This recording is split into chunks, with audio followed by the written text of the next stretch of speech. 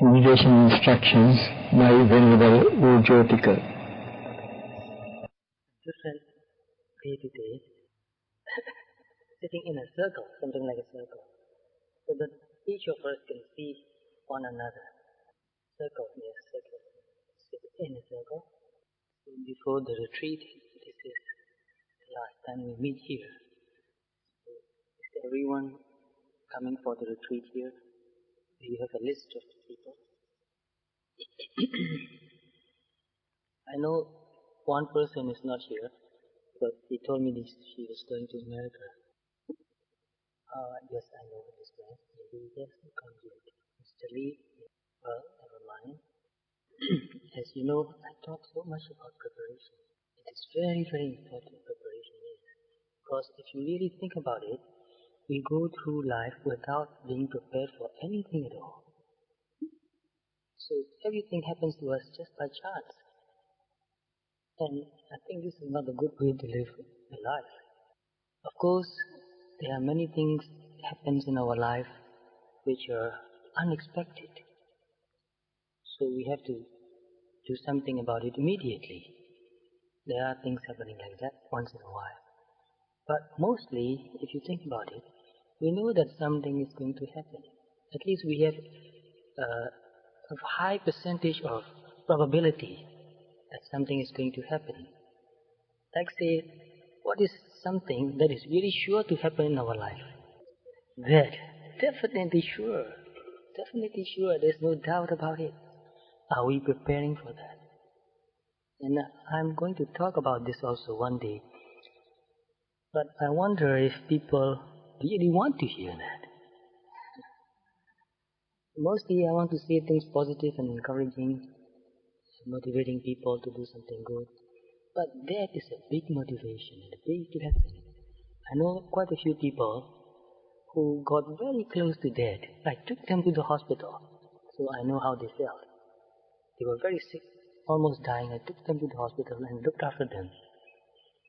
And I found out that those who experienced that very deeply came back a different person. So this is very important.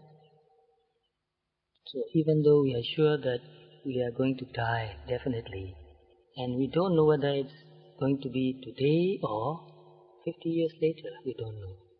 But it could happen today. Who knows?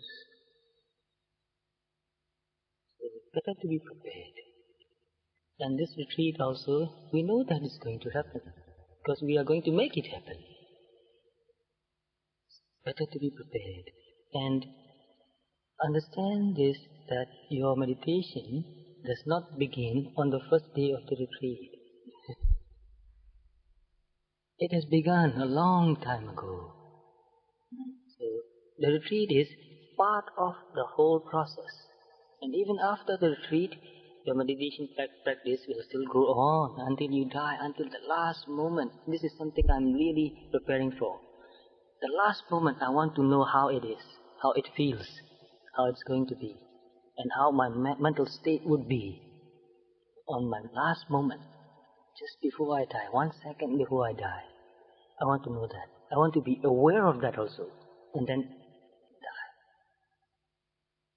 That's the best way to die. So I'm really preparing for that. That's why I say preparation. If you have prepared well enough, your work is half done already. And if you take a very simple example from your life, from my life, because most of us have studied for many, many years, got university degrees also. You know, some of the people, they don't study well, they don't attend the lectures well, they don't go to the practicals well, they don't try to solve the problems very well. And then when the exam is very near, what did they do? They panic. They worry. They have so much anxiety. They can't sleep. They can't eat. And then the moment before they go into the exam hall, they're shaking. And in the exam hall, they look at the question paper and say, I don't know this, I don't know that. Too agitated to do anything anymore. No time to think anymore. So even when I was a student, I try to prepare quite a lot. And maybe this is part of my personality.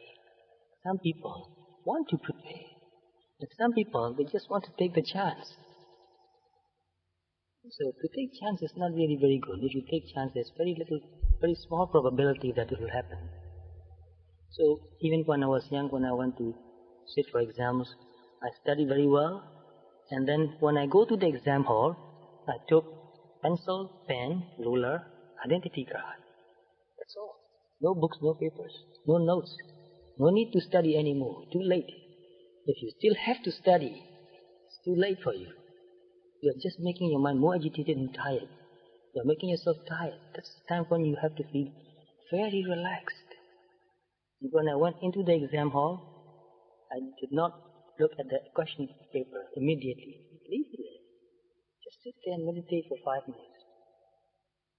And then when the mind is very calm, look at the question, oh, this is something I can answer. Just write down. Slowly, not in a hurry. Finish, okay, something well done already. If you have done one thing well, it gives you so much courage. Makes you more confident, makes you calm also. And then look at another problem. Oh, this is something I can do. Okay, do that. And when you find it too hard, okay, I'll come back to it later. Another one. Try it. So this is the way we should live our life. Even though we prepare very well, we can not really feel for sure that everything will happen the way we have expected. And we have to prepare for that also. Well, I prepared very well, but nobody can tell that things will happen the way we have expected. But anyway, if we have prepared very well, we can at least feel sure that it won't be too bad. It won't come out too bad. At least it will be satisfying. So preparation is very, very important. And in some ways, we go through our life preparing and preparing and preparing. There's no end to preparation. Go on preparing and preparing. And actually this preparation also is our life. And I'm even preparing for my next life. So I've talked about it before. Because I know it's going to happen. And if you know how to prepare for it, well, you can feel very confident that it's most likely to happen the way you prepared it. That's how a Buddha became a Buddha. Because he prepared for it. And parami, what is parami? Parami is preparation actually, is perfection. You practice something so well that it becomes perfect, and actually it is a preparation. Without fulfilling the parami, which means without preparing yourself, without making yourself worthy of that, it will not happen.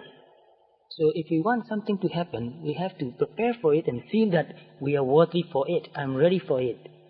I'm worthy for it. Then you can feel very relaxed and happy. And even happy that you have to be tested. You have to go through a very difficult condition now.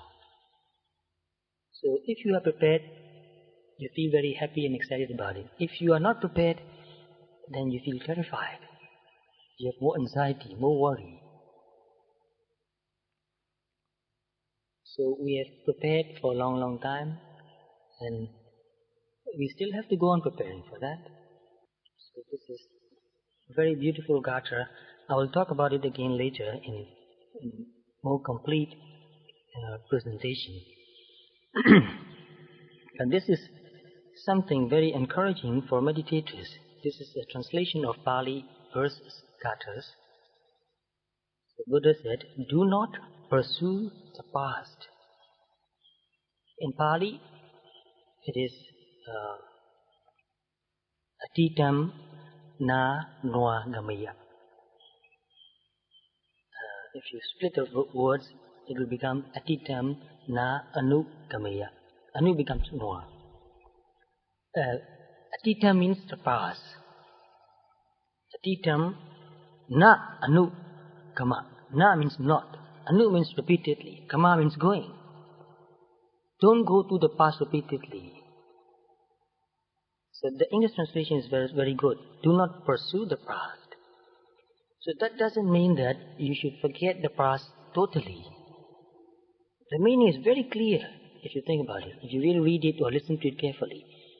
Don't think about the past repeatedly, getting nowhere, just going round and round and round, thinking and thinking. If there's anything useful that you can remember from the past, remember it. Make use of it. So we have to remember so much. Telephone numbers, address, so many things. So many things we have done in the past, happened in the past. We have to remember that. But remembering those useful experiences and making use of it is a part of our life. That is okay. But thinking about what happened in the past repeatedly and making yourself unhappy, that is what we should not do. Thinking, recollecting something happened in the past and using it wisely is what we should do. Even Buddha talked about his past lives. It's useful to talk about it. So, don't think too much about the past. Make it a habit. When you find yourself thinking about something uselessly, look at it very carefully. Look at the thought very carefully. Look at your attitude. Why do you keep thinking about it? Is that a fear or an attachment? When you are afraid of something, you think about it quite a lot. You can't forget it. When you have great attachment to something, then you keep thinking about it. So there are many reasons for people to think about something repeatedly. Look into your mind and see why you are thinking about that so much. First, look at the thought and then your attachment to it. Why you are so attached to that happening, to that experience. And do not lose yourself in the future. Na patikinke anagadam. This is not exactly the Pali translation, but it's close enough. So, thinking about whether something is going to happen or not, worrying about the future, it's also quite useless. But that doesn't mean that you should not plan for the future.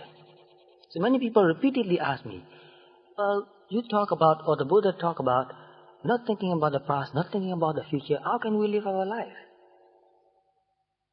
Because they don't understand the correct meaning. Buddha didn't say, don't think at all about the past. Buddha didn't say, don't plan for the future. Think about the past and get something useful lessons, and use it. But don't think repeatedly about the past and make yourself unhappy. You become so unhappy that you cannot do anything useful now. You are just wasting your time and energy. So for a meditator, this is not a proper thing to do. But when naturally you think about it, look very deeply. Your attachment. It's your attachment that makes you keep thinking and thinking about it. So we plan for the future. We are planning for the retreat. I've planned for my trip back to Singapore. We have to do that. But worrying too much is not useful. No need to worry. Plan carefully. Find the facts. And do what is needed to be done. As best as you can, but don't worry too much. The past no longer is. Of course we know that the past no longer is. But still, we cling to our past, and we think about it, and make it as if it's present here.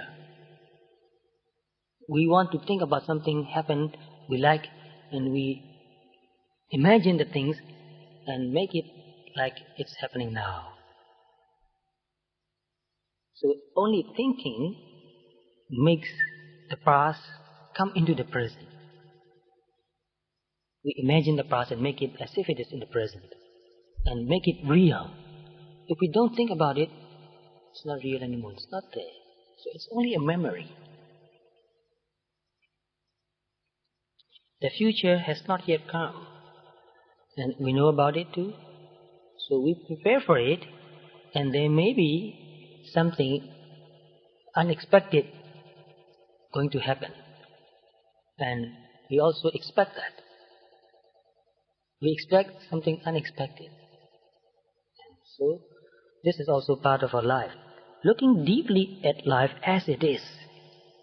So, in this sentence, looking deeply at life as it is, what do we mean by life? It's not something 70 or 80 years, because that's just a concept. Real life is here and now. And if you really look more closely, real life is what we see now, what we hear now, what we smell now, what we feel on our body now, what we taste now, what we think now. Real life is in our present. So life is not just an idea or a concept. Actually, life is our perception or maybe our sensation here and now. So when we meditate, what do? We pay complete attention to our sensations. And today, I want to make this word very, very clear. Have you understood the word as I mean it? It could mean in many things, but as I mean it, the word sensation. So what I mean is, when you feel cold, that is sensation. When you feel hot, that is also sensation. When you feel pain anywhere in your body, that is also sensation. When you feel pleasant, that is also sensation. When you see something, that is sensation also. When you hear something, that is also a sensation. When you smell something, that is sensation. When you taste something, that is also sensation. So that's what I mean by sensation. And when we meditate, we pay complete attention to sensation. That's what we do when we meditate. So we are now getting the gist of what meditation is. So when you pay close attention, like feeling cold, is there any shape? There's no shape. Sensation of cold has no shape. So when we pay attention to feeling cold, we don't think of the shape. We pay attention to the sensation only. So direct experience is something unthinkable. That is another point. If you don't understand it well, please ask me again and again. I'll try my best to answer it clearly. Because direct experience is unthinkable. Do you agree with that? Do you have any doubt about that? Is there any confusion? Direct immediate experience is unthinkable. You can only think about a concept, an idea. And whenever you think about the past, it's not your direct experience anymore. It's a concept. It's an idea you have formed in your mind. It's your interpretation of the experience you are thinking about. You cannot really think about the real experience actually. It's only your interpretation of the experience you can think about. And the same thing with the future. You are projecting your past into the future. So you can only think about ideas and interpretations, not direct experience. So when we meditate, we pay complete attention to our direct experience in our body and in our mind also. Whenever thoughts comes, we pay direct attention, complete attention to the thought. And sometimes there may be no thought. The mind is just calm and quiet and peaceful. You pay attention to that mind also, that mental state. Not a thought, it's a mental state. No thought, very clear, very calm, very peaceful. You pay attention to that too. This is happening now. You don't do anything about it. You don't try to change it. So when we meditate, we're not trying to do something. We're not trying to make something happen. We are trying to pay attention to what is happening as it is. So this is the very important point. Looking deeply at life as it is. Looking deeply only, not doing anything about it. So please understand this very clearly, because a few days ago, many people came and asked me what to do when they meditate, what to do. Just pay attention. But most people feel very surprising. They are surprised by the answer. They think they have to do something. They have to create something. So doing is something we do in our daily life. But when we meditate, we don't do anything at all. We just pay attention. So simple that it's very hard for people to do. Just because it is so simple. We have the habit of making things complicated. So when you try to do something, your ego is in the way. So you cannot do that in meditation. Get yourself out of the way and let meditation happen. No ego, not doing anything, just paying complete attention. Very, very important. So looking deeply at life as it is in the very here and now. So in the very here and now, there's no story. Can you make a story about something happening right here and now? There's no story here and now. Only sensations arising and passing away. Only immediate sensations. So this verse is very, very clear if you understand every word. This is the instruction. So looking deeply at life as it is in the very here and now, the practitioner dwells in stability and freedom. If you can keep your mind in the very here and now with all attention, there's stability there. That means your mind is not going to the past, it's not going to the future. So there's stability. If we are thinking about the past or about the future, there's no stability. So when your mind settles in this very here and now, and pay attention to whatever is happening in your body or in your mind, you have stability and freedom also. Because when you are paying total attention, there's no thought. And actually, thought is the prison we are in.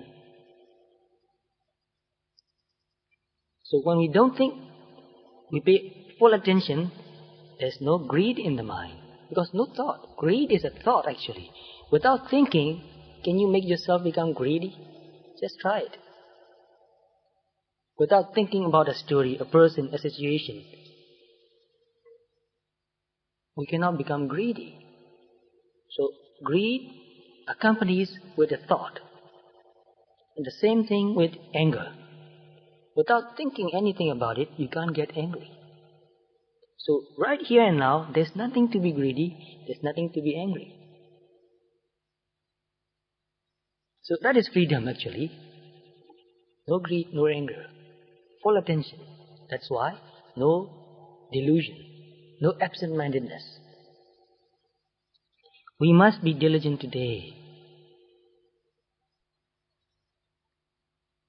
To wait until tomorrow is too late. Oh, this reminds me of a line. My mind is terrible. So many things in my mind. To wait until tomorrow is too late. There's a line in a song somewhere. It's now or never, that song. Who sang that? I don't remember. I think it's part of... Oh, I see, yes. So, we must be diligent now. To wait until tomorrow, it's too late. So, it's now or never.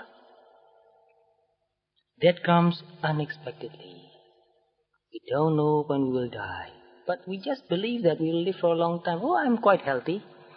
And I'm going to live for at least for 20, 30, 40 years. I even hope to live for 50 years. 50 more years. I want to work. I want to work until the last day, last moment. So anyway, no matter when it happens, it can come unexpectedly. Most people died unexpectedly, but some people know that they are going to die. Because they've been sick for a long time, they know that they are going to die. And actually, those people are very fortunate. Those who know that they are going to die many months or maybe years in advance, they are very fortunate. Some people told me that I want to die instantly so that I don't have to suffer. But I noticed that those people who know that they are dying slowly and slowly, in the beginning they are very sad, they are very depressed. But especially if they are meditators, they come out of depression very quickly and they meditate, they make use of each moment, each day very well. The moment they wake up, they feel so happy. I'm still alive.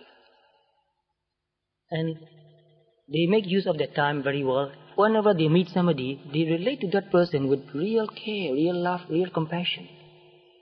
Because they know that only for a few days, maybe for a few months, we'll be together. Then I'll be gone. I won't see them anymore. So why think about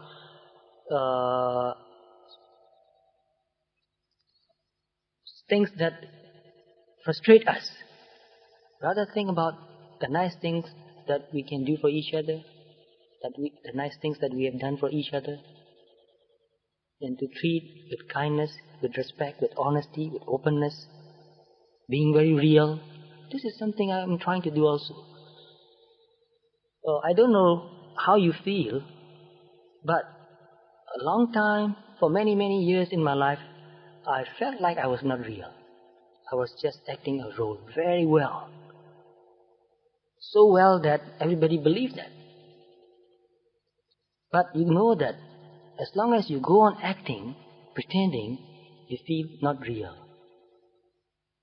And you don't feel satisfied with your life. So, I want to be real. I really want to find out what I want to do, how I feel, who I am, where I'm going.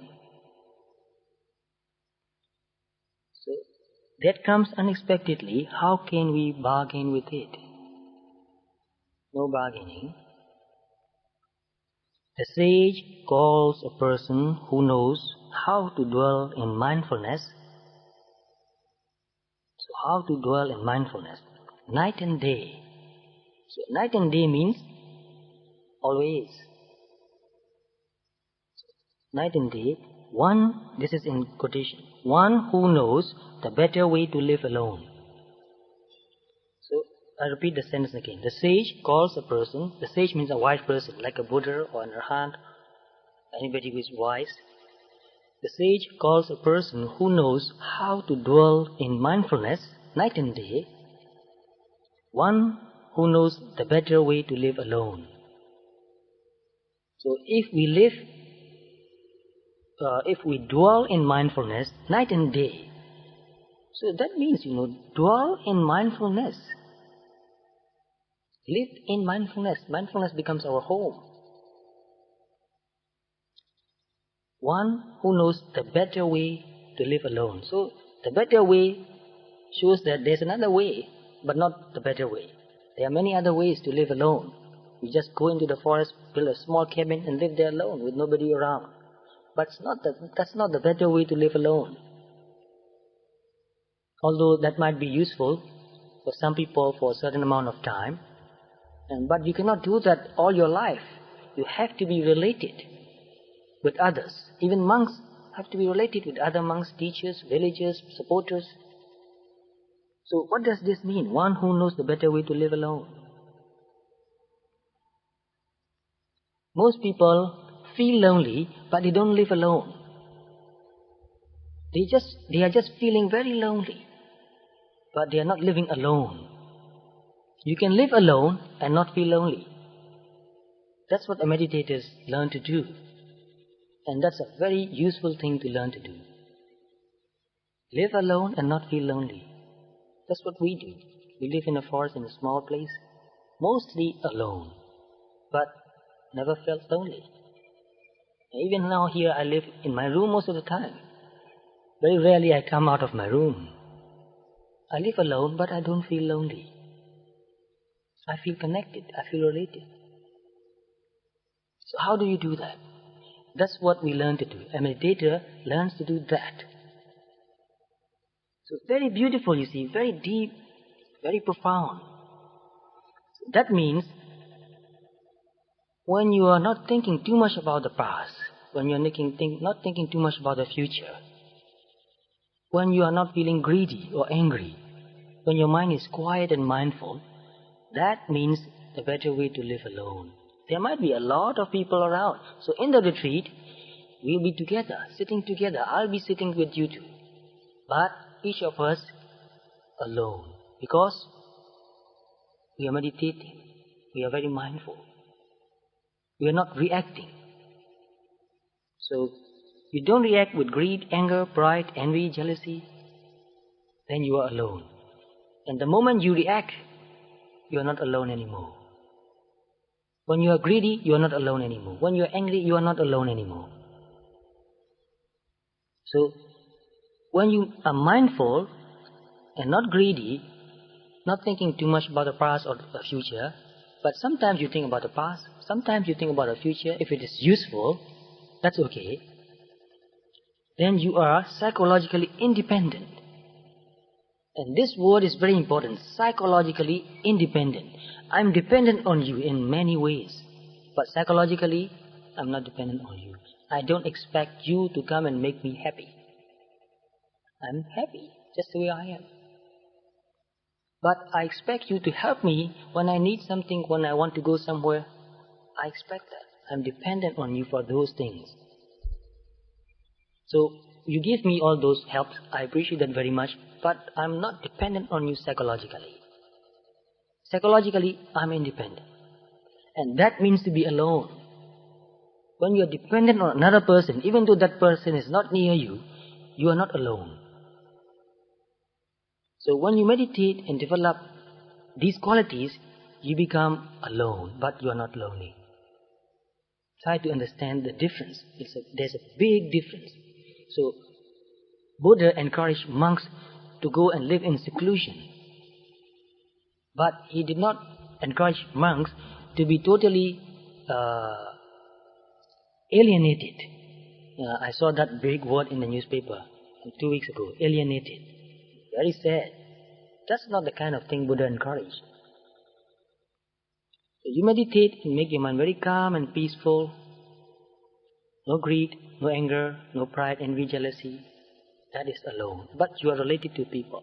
You go to the village every day to get your food. And people come to you and do things for you and ask for advice. You give them advice. But you are not dependent. So you are alone. As long as you are independent, you are alone. So to be alone is very good, but to be lonely is not good. And a few more things. This is 2 lines from a verse that I read a long time ago, but it's a very long verse, 3 pages long, I think. I can remember only 2 lines, the first 2 lines. That's very beautiful 2 lines. And I'm living those 2 verses, those 2 lines. So this is what I do. I live poems. And my life become a poem. And those 2 verses, the lines are, the great way is not difficult for those who have no preferences. And I'm trying to live that. The great way is not difficult for those who have no preferences. So, preferences are not that bad. Needs are very bad, actually. We say, I need this, I need that. Or I want this, I want that. Want is not that very bad. Need is even too bad. Because when we say, I need, then that means I cannot live without it. So in most cases, we don't need much. What we really need is so little that it's funny to talk about it. We don't even want to talk about it. We don't need much. Just a small amount of rice, some green vegetables, a little bit of beans, that's enough. Just fill your stomach. Your stomach is quite happy. Only your tongue is not happy. But your stomach is quite happy with it. What we need is so little. And for clothing, you see, I wear the same clothes. If I need to wash, I wash one in the morning and dry it in the evening, iron it, dry, and then wear it again. Every day wearing the same clothes. No need to change. Just wash it and wear it again and again. No problem. My body is quite happy. Maybe my eyes, sometimes very unhappy about it. Only my eyes. But my body, as long as it feels warm, it's perfectly okay. Only my eyes causing so much dukkha. So now I'm becoming a little bit wiser. I don't listen to my eyes and to my tongues. But I listen to them when I walk. So that I don't fall into the pit. So, when you say, I need, look very deeply and ask yourself, do I really need that? Can't I let go of it? Sure? You're really sure that you really need it? If you ask that question, maybe 99 out of 100, your answer will be no. I don't need it. I want it. So be very honest about it. I want it. That's very honest. And even better if you say, I prefer it. By saying I prefer it, it means that it's not such demanding. You can change your preference. Well, it's okay, I can let it go. I prefer this, but If I cannot get that, I'll be quite satisfied with what I get. And even then, you say, if you have no preference at all, you are so peaceful and free. So why making yourself so unhappy,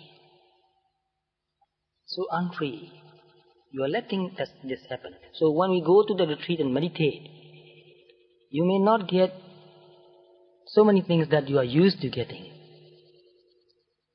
Eating, drinks, and many other things too, you may not get. So prepare your mind. I practice these 2 lines. The great way is not difficult for those who have no preferences. You will not die in the retreat. Buddha said, even if you die, keep working. Work hard. Even if your body is reduced to skin and bones, work hard. But I'm only afraid that you'll put on weight for not having enough exercise. So don't worry about that. You'll have enough to eat. Fill your stomach. Don't listen to your tongue. Just listen to your stomach. It will be quite happy, no matter what you put in, as long as it's healthy, fresh, vegetarian meal. It's quite happy. Well, these are a few things just to make your mind in a right frame. It's very important. Framing your mind is very important. Creating the mood, very important. If you're in the right mood, in the right frame of mind, things are very easy. And also, in the retreat, during the retreat, we may not talk to each other unnecessarily.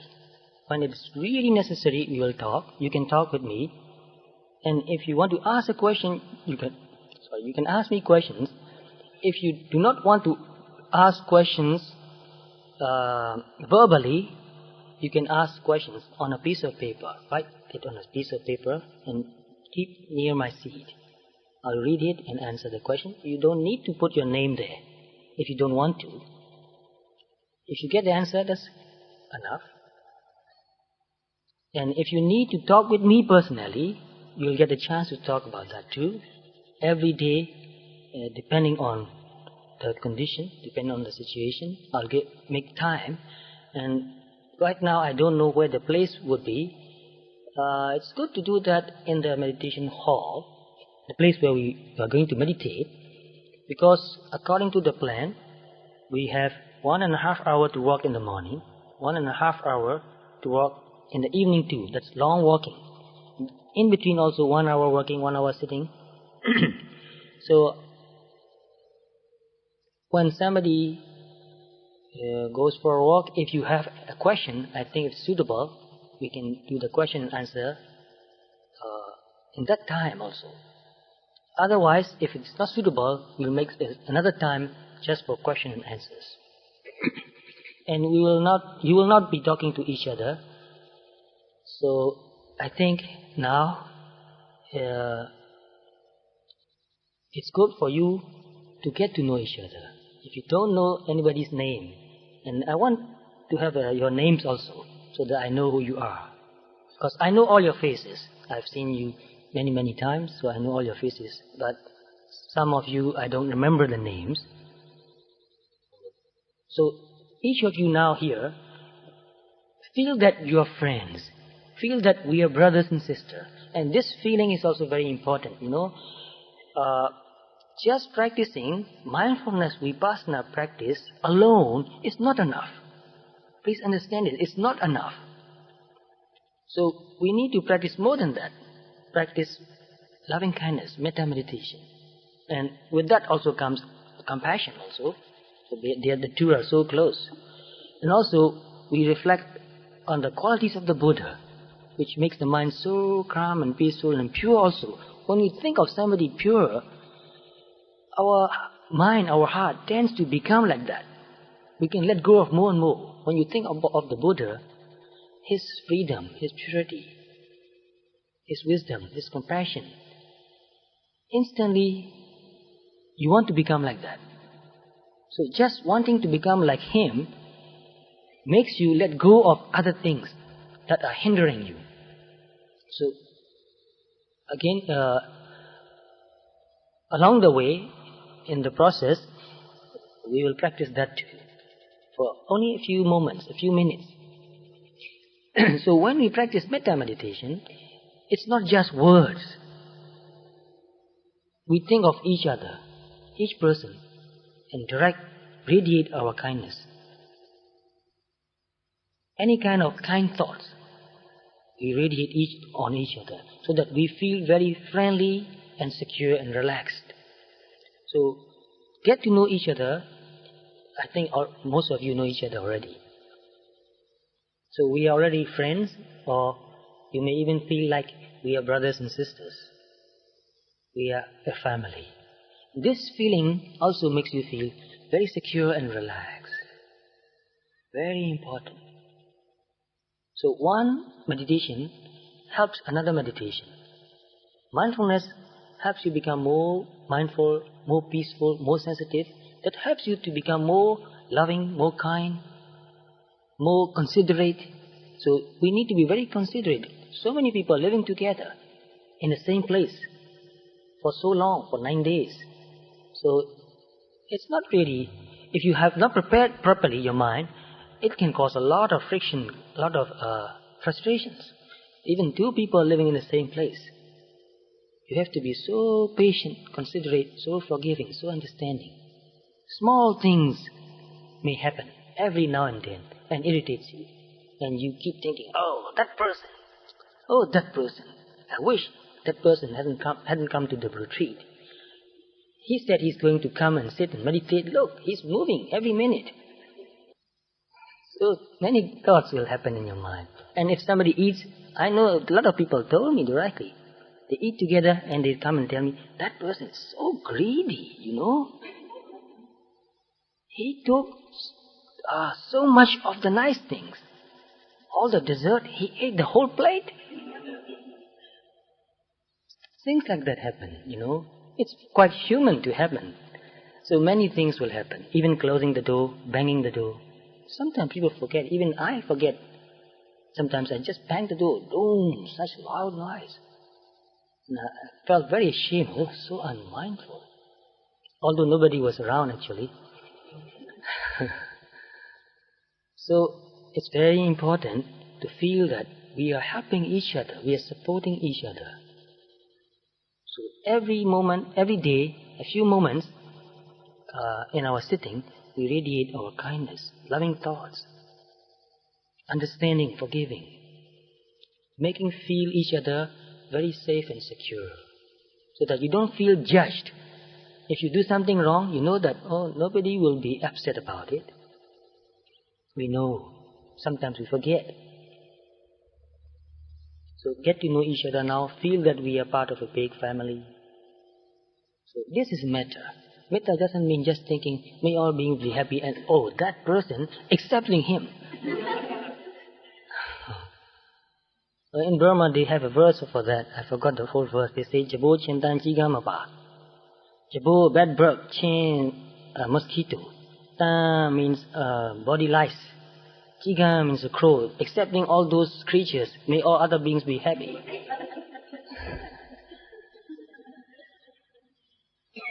Very funny, but it so happens. So I hope that you have understood the basic instructions about meditation, and you still have a chance to ask questions now. If you still have doubts about the basic meditation technique or method or instruction, you still have a chance to ask a question. So if you have any question, please ask now. Anything about retreat? Yes, please. Yes, we have time for interview. Very short. You can ask a question or you can express your experience and get some very clear when other people can hear. So I understand that very well. So I'm plan for that. You may ask a question privately. So I'm willing to help you in any way I can. So this preparation is just to make you the most of your 9 days in the retreat. Because such precious 9 days. Each day is so precious. And this is not something you do all the time. This is something very special actually. Very rare. So I want you to make the most of it, to really enjoy it, to really feel that, oh, it was so worthwhile. And you will remember it. Later you remember it. Oh, I'm so happy that I did that. It's so rare to get a chance to do that. As a memory later and feel happy about it, yes. And it will help you to keep on meditating. And you will really learn to meditate. You will make some deep insight, experience some deep insight. So that will help you for the rest of your life. And I think even for next lives. Because every deep insight has tremendous power. It can affect you many lives. If you understood even this is just pure physical phenomenon, not a being, not a thing. This is just pure mental phenomenon, not a being, not a thing. Just that understanding very clearly, deeply, can affect you for many lifetimes. Every time you hear Dharma, you know instantly, yes, this is right. So tremendous power, it has tremendous power. Wisdom has very, very strong power. So wisdom, mindfulness, clarity is something we don't do, most of us don't do all the time. So we have lived many, many lifetimes before, but I don't know exactly, but just to make a learned guess, we can tell that we have not meditated much, even in our past lifetimes. Maybe we have done a lot of merit, giving things, supporting other people, helping other people, keeping the precepts, and all those good things. We might have done that, quite probable. But very rarely we really meditate. Very rarely, even when we meditate, we really penetrate and see the way things are. So if you really think about it, what you are going to do is something you have never done before, maybe. And even in the future, I would like to do that. Longer retreats, 15 days, 20 days, if we can plan for it. I'm really happy to help you. Just when I come back. So when possible, we will do it, but we cannot really be sure that we will be able to do it. But if we really put our mind, if we really put our heart in doing it, it will happen. The conditions mean external and internal. Yes, yes. Yes, the same experience even make more progress and experience something you have not experienced before. So when you think of condition, think of both, internal and external. Both conditions. Yes, please.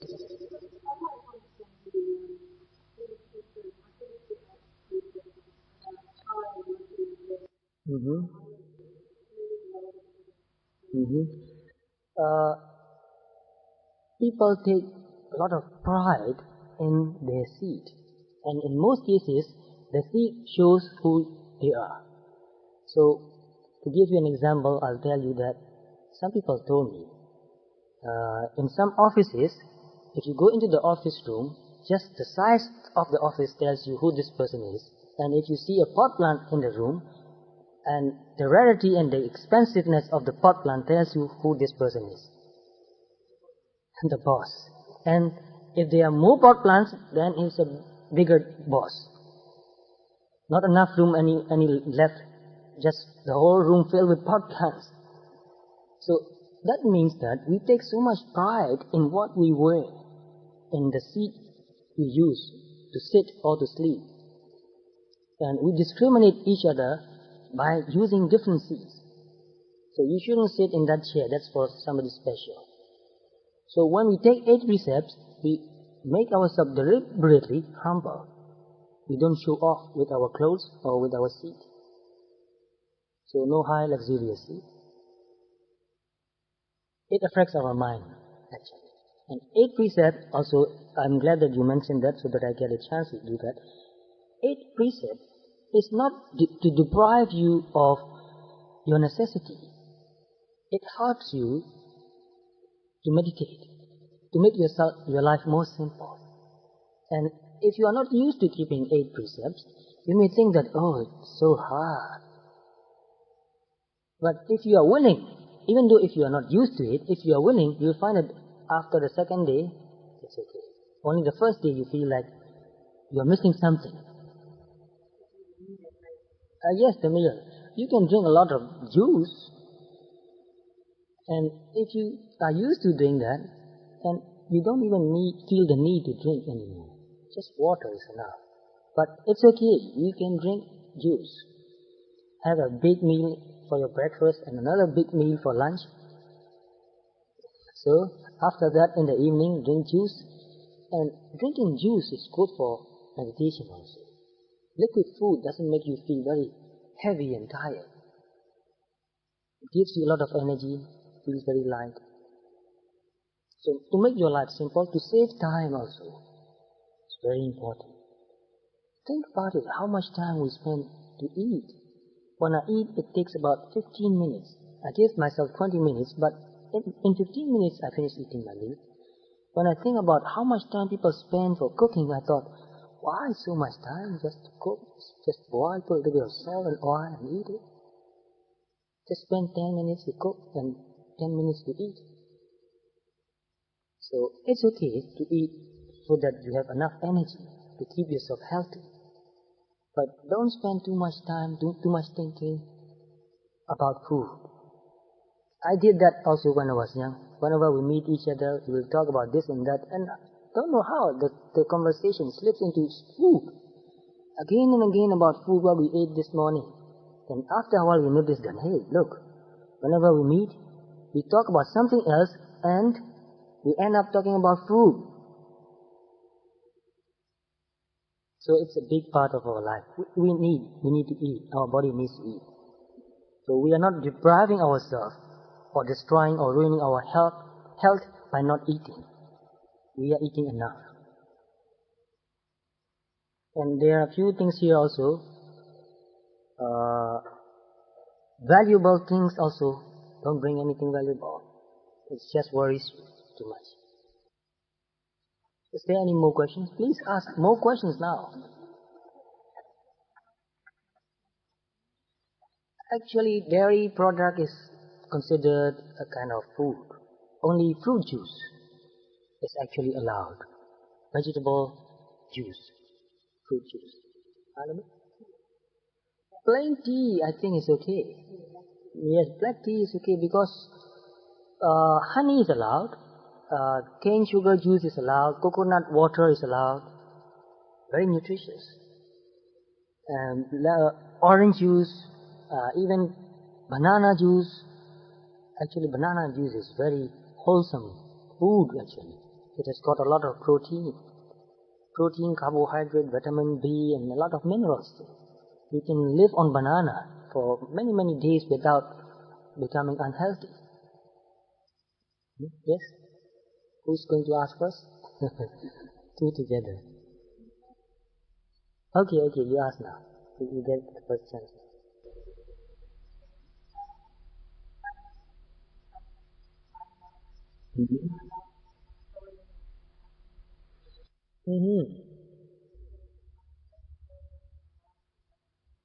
Yes.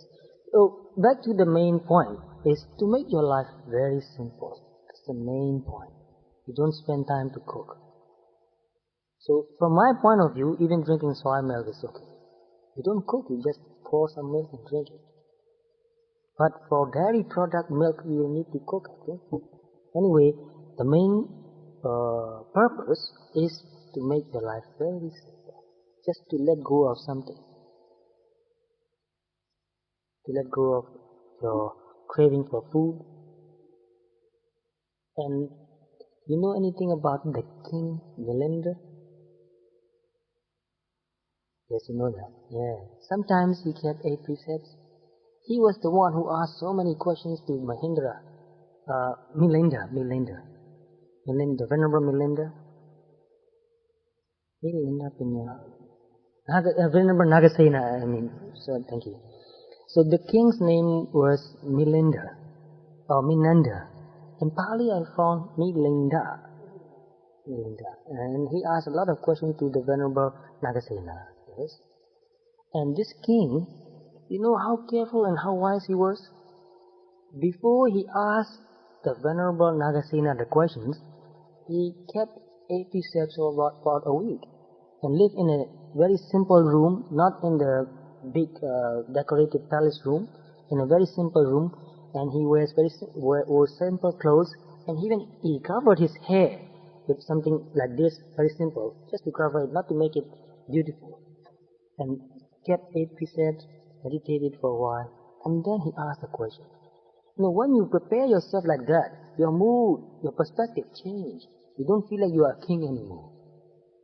You feel like you are a person who wants to know the truth. And you prepare your body and mind for that. So these things are very important. Take notice. If he felt that I'm a king, then from that feeling, if you ask questions, he will ask stupid questions. So he deliberately distanced himself from being a king. Without giving up power, but he distanced himself. He stopped attending the court, and he just meditated for about a week, kept 8 precepts, and then asked a question. Then he has a very important question to ask, very meaningful question to ask. So these are the things I think we should remember and learn and do it the same. Very important. If I don't meditate, it will be very difficult for me to talk about meditation. And if you don't meditate, it will be very difficult for you to ask about meditation. If you are doing it with all these preparations, then you know what needs to be asked. And if you have to say something, if I have to say something, then I'll know what to say.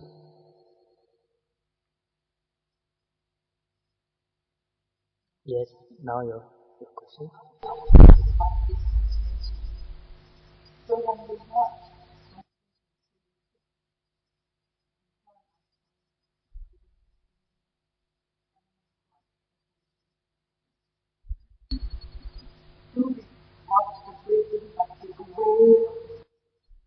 If you can stay with your breath alone, stay with that as long as possible.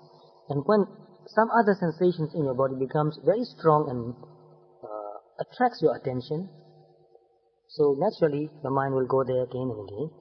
And in that case, pay attention to that sensation for quite a long time. Stay with it for a long time, as long as you can stay. It doesn't matter with what sensation you stay with. The only thing that really matters is to stay with it for a long time and see the nature of it. See that it's just a natural phenomenon. It has no shape, no name, and it doesn't belong to anybody. Not thinking, not to get distracted.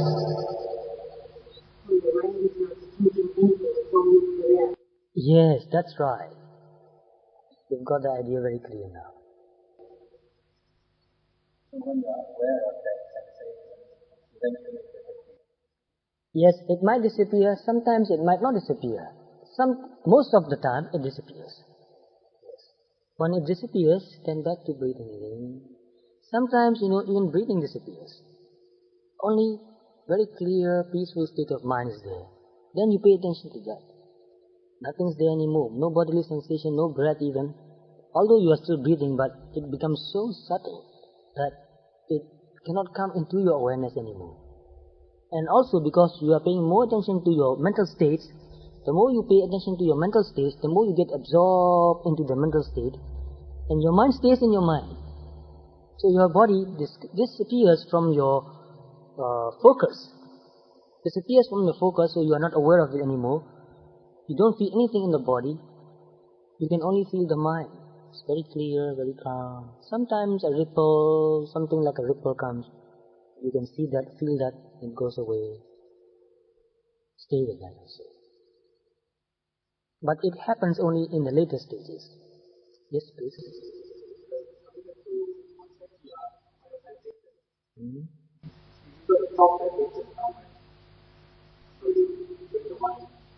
To that sensation.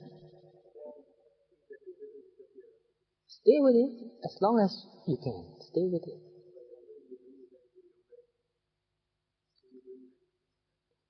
Not really necessary actually.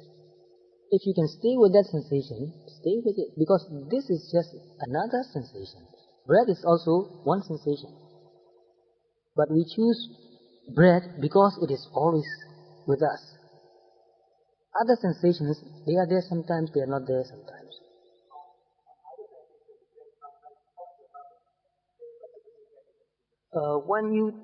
When thoughts come, pay attention to the thought.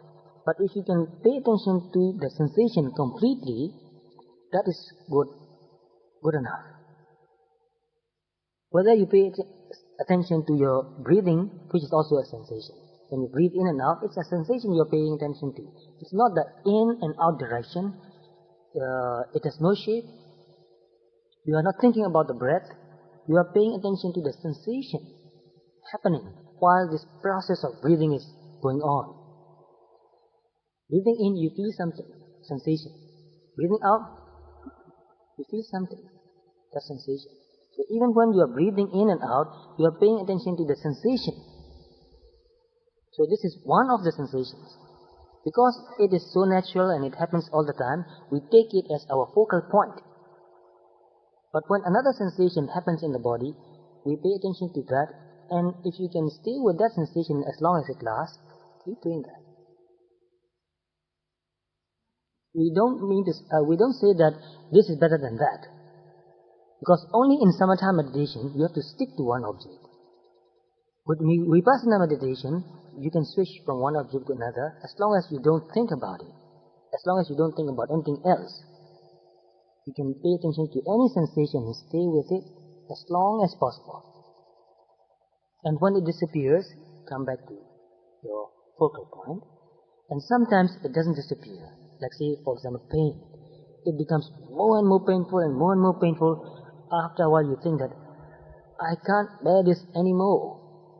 It is too painful and it's making my mind agitated now. Sometimes people even tremble because of the pain. They endure that. After a while they think, I can't take it anymore. So some people shake with pain. Some people sweat with pain. Some people are very brave. And then at last, if you think that this is the limit, it's not really useful anymore, change your posture slowly, mindfully, very slowly. As you move even a centimeter, you can feel the sensation different. It's getting better. So you can change the position slowly. Feel it changing, disappearing.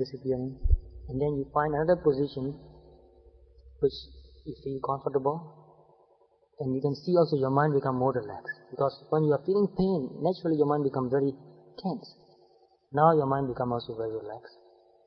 And then back to breathing. It's quite natural. The whole process is quite natural.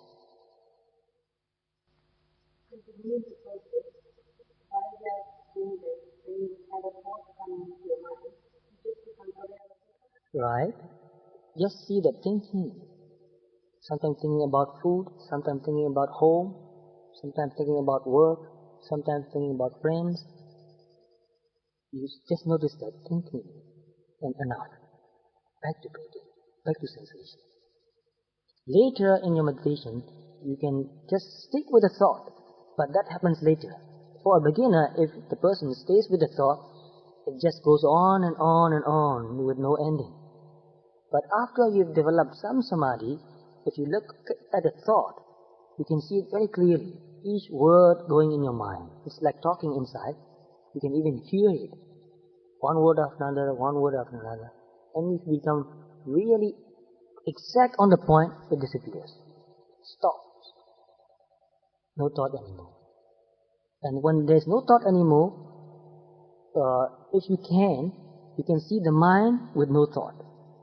For example, it's like you're watching a television, and then the program ends, or you switch to another channel where there's no program. When there's no program, what is there? No picture, yes, but something is there. It's a blank and bright screen. The mind becomes like that. Blank but bright. Bright means you're aware. The awareness is there. The mind is alert, but very quiet. No thought, no picture, no sound, no words. Very quiet, very clear. You can feel that and stay with that. This is the clear state of mind. That becomes your object of meditation again. And if you can stay with that longer and longer, it helps you very, very much. The longer you can maintain that clear, quiet state of mind, when something else happens, it becomes more clear. So after a while, you just wash your mind.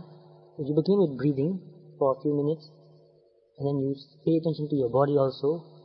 After a while, when you develop some mindfulness, some samadhi, your mind becomes very calm and peaceful. And you wash your mind, one thought comes, slowly goes away. Another thought comes, slowly goes away. You wash it and watch it and watch it. And as you can watch it really directly, right on the present moment, it stops and the mind becomes suddenly clear. No thought anymore. You can see that mind, no thought. Very clear state of mind. And if you can touch with your mindfulness, awareness, that state of mind, it stays. Which means no thought coming anymore. So you can stay with that thought, and after a while you can maintain that. You can tune and adjust your mind and maintain that clear state of mind for a long time and stay. Your mindfulness becomes stronger and stronger. And from that space, you can experience anything else happening without this space disappearing. When a sound comes, you can, without losing this clear state of mind, you can experience that and it disappears immediately. Even without losing this clarity of mind, if any sensation happens in your body, you can still experience that. From that clear state of mind, you experience that sensation and it disappears.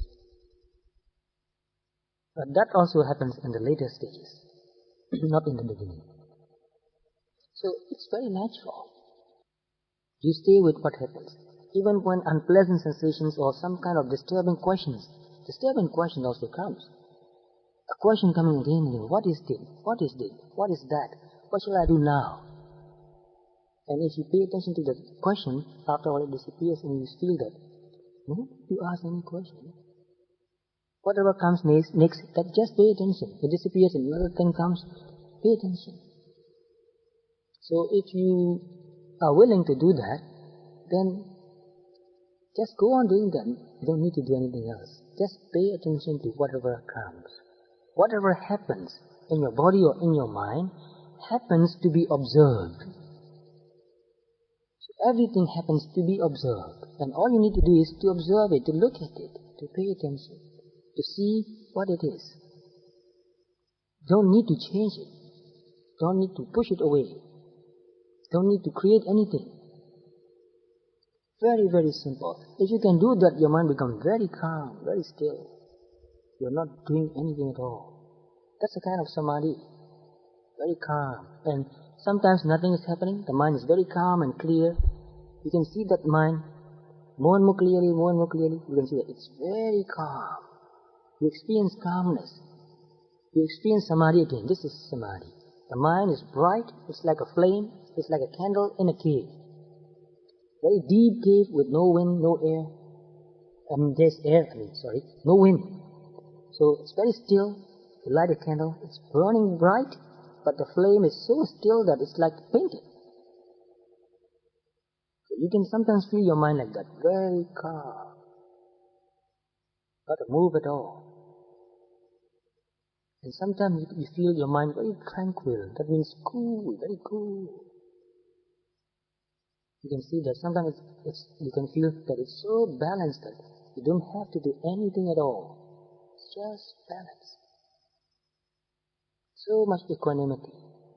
Sometimes you feel a lot of motivation, saddha, to keep meditating.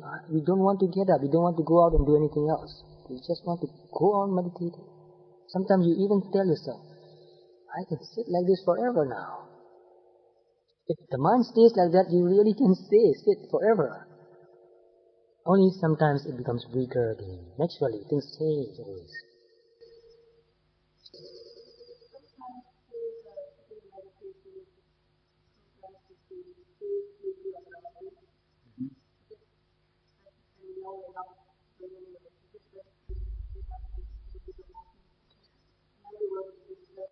Yes, before you become sleepy, pay attention to what happens to your mental state. Because this is also one object of meditation. In Pali, Sankhitam. Sankhitam means the mind going away, not going out, it's going in. Not samadhi, but it's becoming more and more sleepy, more and more sleepy. Maybe sometimes it feels like being sleepy and lazy. When you are sleepy, you are lazy actually, because there's no energy, no motivation. So first, when it's happening, see that mental state also. To see whatever is happening now is very, very important rather than to overcome it. So when it happens, pay more attention. And sometimes, just by paying attention, making yourself alert, I'll pay more attention now. That makes you wake up again. And sometimes, as you pay more and more attention, for a brief few seconds, you fall asleep. There's nothing, you are not aware of anything at all. And then you wake up again and notice that, oh, for a brief moment, maybe 1 second, maybe 2 seconds, fall asleep. And when something happens and you notice that, you wake up again. So try first to do that. Because sitting meditation is only for 1 hour. If you try, you can sit for 1 hour. Try to stay with this sitting. After that, you walk for 1 hour. But you'll find that after a few days, you can sit longer and longer. That's why, although it's not included in the program, later along the retreat, after maybe 5 or 6 or 7 days, if you want to, and if you can, you may sit without going for a walk. Because we have many time for walking, 4 or 5 times to walk, and if you want to skip, you can just go on sitting. But be very careful. Don't do that just to prove it. Do it if it is really useful for you to do. You are not proving anything to yourself or even to others. You are not proving that I can sit for 2 hours. You don't need to prove that. Whether you are sitting or walking, the most important thing is to be really mindful, to pay real attention to what is happening in the body and mind now. So that means that I don't mean to say that sitting is better than walking. Not necessarily. Sometimes during the walking meditation session, you are more mindful. Sometimes during the sitting meditation session, you are more mindful. So to be more mindful is more important than just to be sitting a long time or just to be walking a long time. So time doesn't matter actually.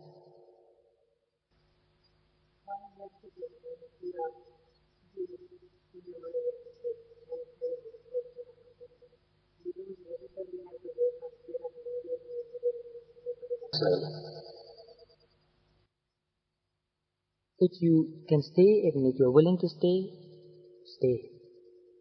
A few more minutes, and then later, when you're ready to get up and walk. So this sitting and walking, alternating, is a very good schedule. It's good for your health too.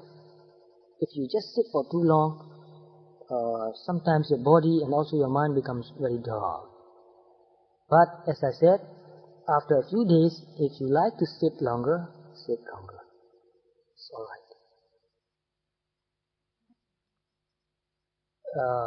Walking 1.5 hours in the morning, that's a long walk. You can go out and walk. And in the evening also, another 1.5 hours. It's a long walk. But in between, there are many walking sessions too.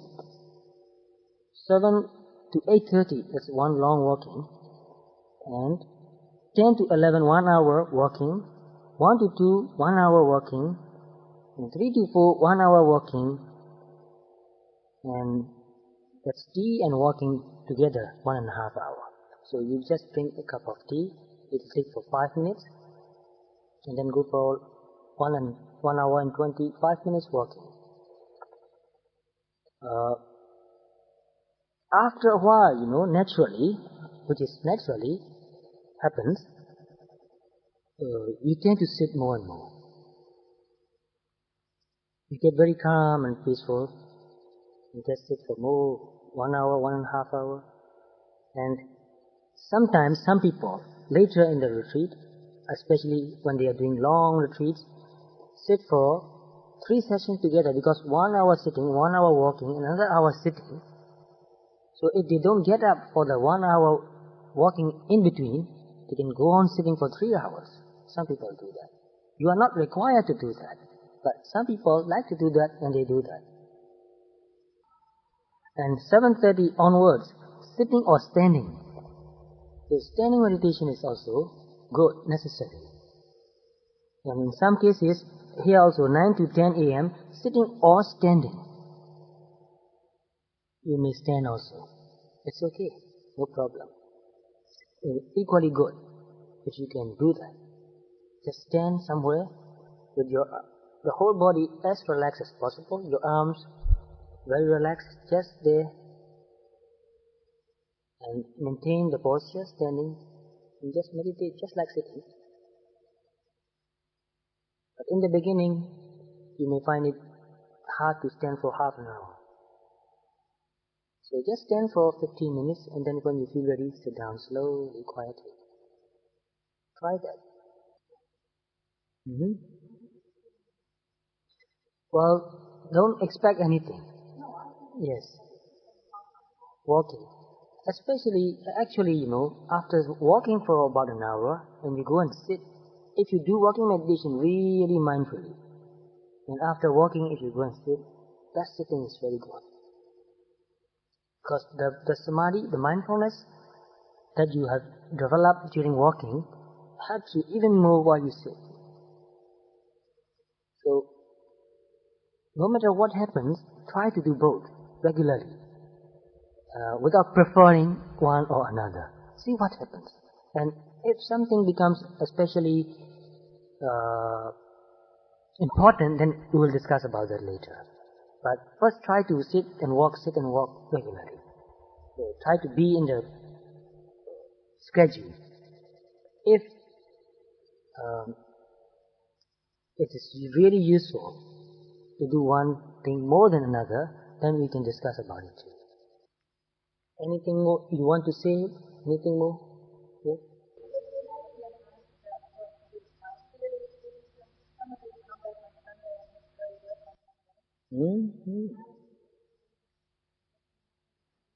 Yes, this is also very important. I even thought of talking about that on the last day. But it's okay, you can talk about now. Because you see, it's very good that you ask this question now. Because if you don't ask this question now, you know what will happen? You'll be thinking about it when in the retreat. That's not a good thing to do. That's why I want to be here now. Talk about it. So, naturally, if you really pay more and more attention, after the first day you become more calm and peaceful. Maybe you think about this and that for a while, and then after a few days, 3-4 days, your mind becomes settled, become very quiet and peaceful. After 8 or 9 days, you will think, oh, it would be wonderful if I don't have to leave. That I don't have to go back to that busy life. Naturally it happens. And your body and mind also become very sensitive. So, when you go out suddenly, it's very painful. Rushing, driving, seeing this and hearing that, it's very painful. So, expect that. So, during the retreat, after the retreat is over, stay there for a while and talk about something, so that you get used to talking and adjust yourself back to normal. And on Monday also, the strength of the meditation, I don't know how to say another word, the momentum, will still go on for a few more days. So even on Monday, if you have to go to work, you feel like you don't want to talk much. Even the way you do things become slow. This is quite natural. And so if you can, tell your friends about this, that this is something that happens naturally. So when you come back for work, your friends know that today or a few more days, you'll be a little bit quiet and slow, and not so talkative. And sometimes you might not want to pay attention to what others are talking about, because to pay attention to too many people talking about so many different things is so tiring. Makes you tired. You feel like, oh, it's so tiring. So tell them that if I don't pay so much attention, please understand me and forgive me. It will be okay a few days later. And talk about this also with your family members. Tell them that I'm going for a retreat and will come back, and this is something that happens naturally. So don't think that I've become, what have you become? Zombie, like a zombie, yes. Don't think that something has happened. It's just normal. Like you see, when you hypnotize a person, and when the person is under hypnotism, and when you bring that person out again, that person becomes very disoriented for a few minutes. So meditation is very similar to being in a kind of hypnotic trance. Very, very similar. So after a few days, you can get used to living on the way you lived before, and maybe a little bit more detached. Sometimes this detachment goes on for many, many days, sometimes months. If you keep on meditating, it can go on. But you can still do your work even better. And your relationships also will get even better because you don't react so much anymore. If you can maintain your awareness, when somebody talks, you can pay full attention and understand it very well, and then respond appropriately, not automatically. So there's one thing that a lot of people complain about, and this is also something important to discuss. People say that when you become very mindful, you lose your spontaneity. I don't know exactly the pronunciation. Spontaneity. Yes? You are not spontaneous anymore. You are more deliberate.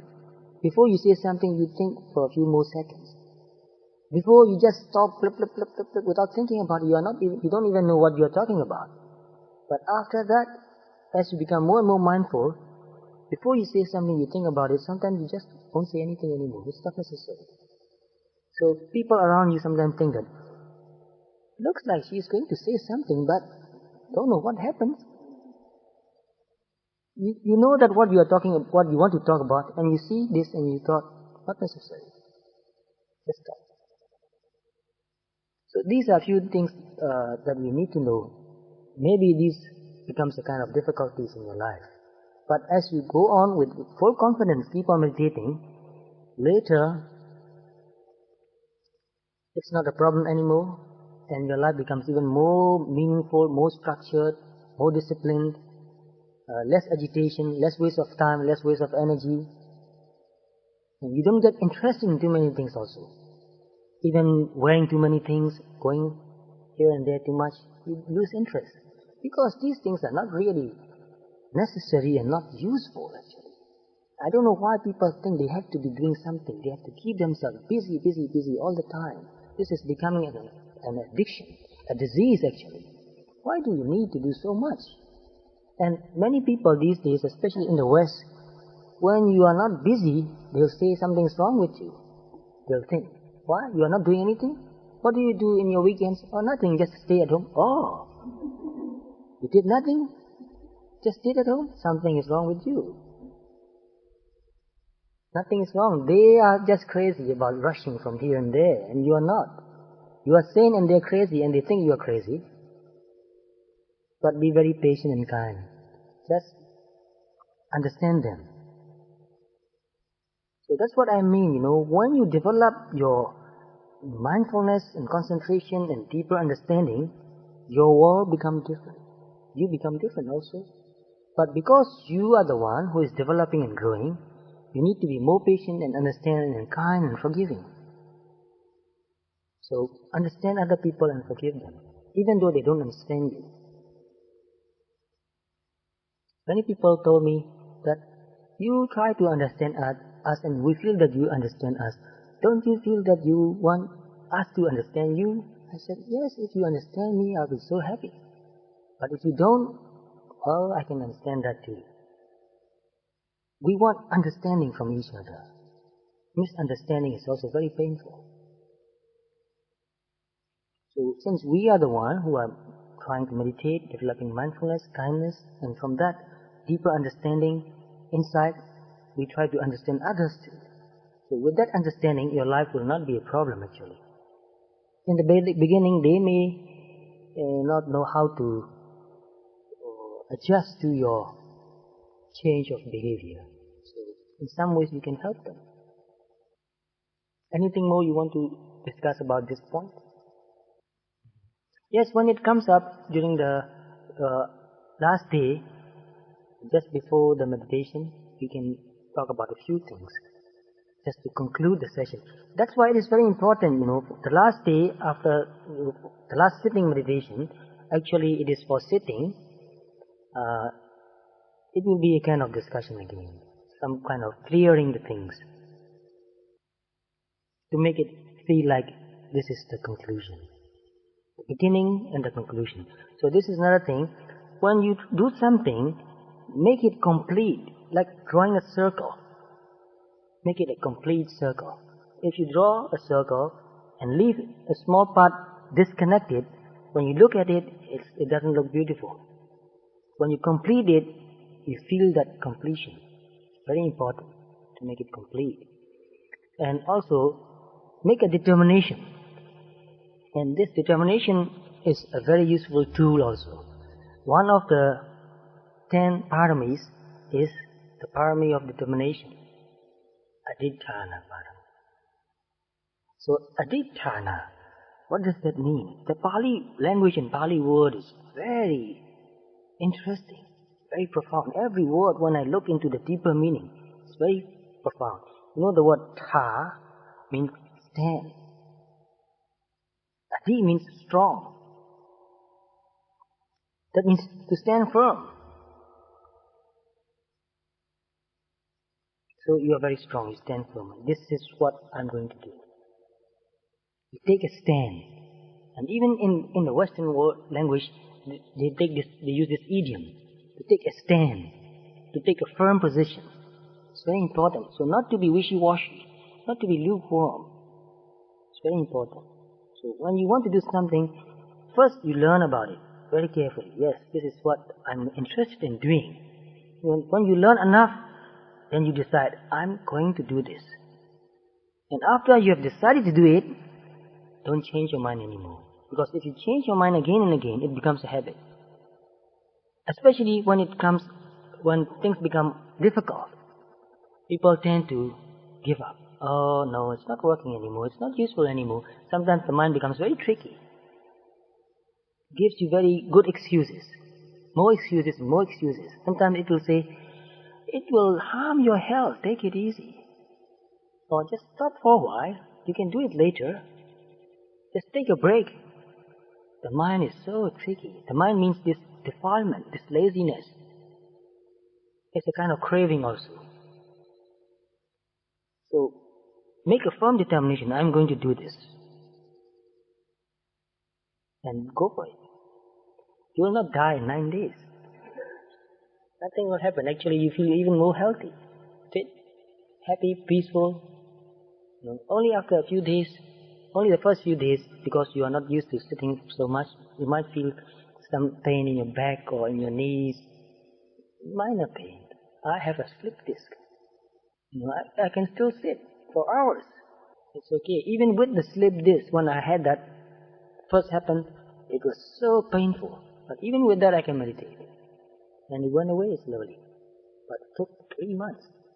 But anyway, we can do more than we think we can. So now we will conclude our class here.